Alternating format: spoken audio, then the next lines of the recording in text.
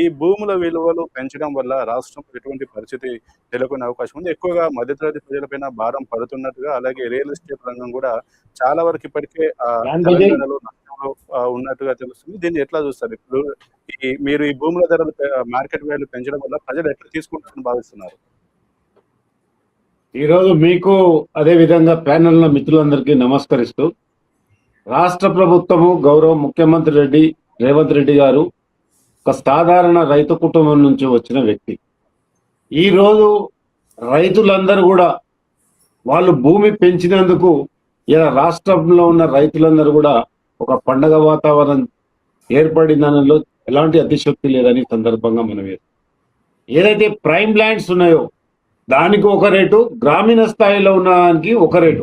అంటే రైతు ఒక ఎకరా ఒక 10 రూపాయలు ఉంటే ఈరోజు 20 రూపాయల దాకా భూమి విలువ పెంచినాం. అందుకే రైతులందరూ ఈరోజు సంతోషంగా ఉంటే, కేవలము ఈరోజు టిఆర్ఎస్ వాళ్ళు అదేవిధంగా కొంతమంది కుహనా రాజకీయ శక్తులు ఇలా రాష్ట్ర ప్రభుత్వాన్ని విమర్శిస్తున్నారు. ప్రజలందరూ సంతోషించే కార్యక్రమము గౌరవ ముఖ్యమంత్రి గారు తీసుకుంటే వీళ్ళు మాత్రం జీర్ణించుకోలేక కాంగ్రెస్ పార్టీ ప్రభుత్వానికి ఏ రకంగా మంచి పేరు వస్తుందనే ఉద్దేశంతో వీళ్ళు విషం చిమ్ముతున్న కొంతమంది రాజకీయ నాయకులు ఈరోజు విమర్శిస్తారు. మీరు చూడండి, నిన్న నుంచి టీవీలలో కానీ ఈరోజు పత్రికలలో కానీ అనేకమైన కథనాలు వచ్చినాయి. భూముల రేట్లు వేస్తున్నాను, కానీ రిజిస్ట్రేషన్ రేట్లు మాత్రం పెంచుతలేమని గౌరవ మంత్రి గారు, రెవెన్యూ మంత్రి పొంగులేటి శ్రీనివాసరెడ్డి గారు చెప్పడం జరిగింది. రిజిస్ట్రేషన్ ఛార్జీలు ₹1 కూడా పెంచడం లేదు, భూముల ధరలు మాత్రమే పెంచినాము. ఇక్కడ అందులో రంగారెడ్డి జిల్లా సరౌండింగ్ లో మాత్రమే ఒక రేటు పెంచినాము. అదే విధంగా కొంత 100-200 కిలోమీటర్లు దాటిన తర్వాత కొంత రేటు పెంచినాం.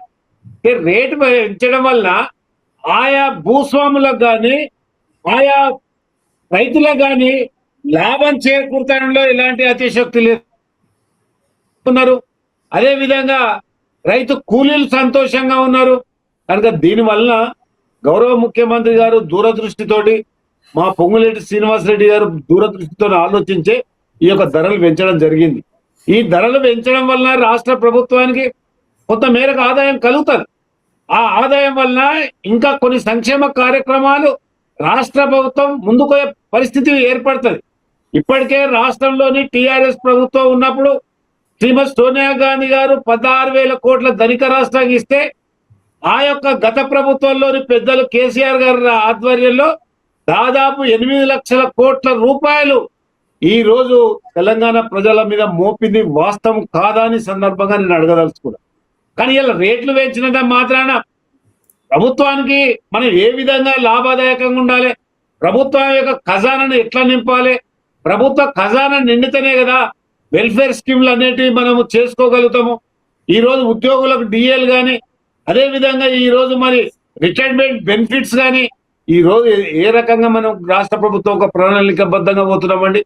కానీ వీళ్ళు చేసిన అప్పులు ఒకవైపు తీర్చుకుంటూనే దాదాపు నెలకు 6,000 కోట్ల రూపాయలు ఇలా గత ప్రభుత్వం చేసిన పాపానికి ఇలా రాష్ట్ర ముఖ్యమంత్రి గారు వడ్డీతో సహా, వడ్డీ 6,000 కోట్లండి, కానీ వడ్డీ అదే విధంగా అసలుతో సహా ఇలా మనం చెల్లించుకోవాల్సిన పరిస్థితి ఏర్పడింది.